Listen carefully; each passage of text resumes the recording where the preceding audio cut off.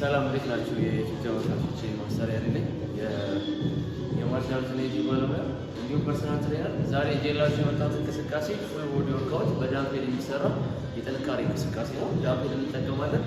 እያንዳንዱ እንቅስቃሴዎች እንደተለመደ ከ12 እስከ 15 ሶስት ጊዜ ነው የምንሰራው።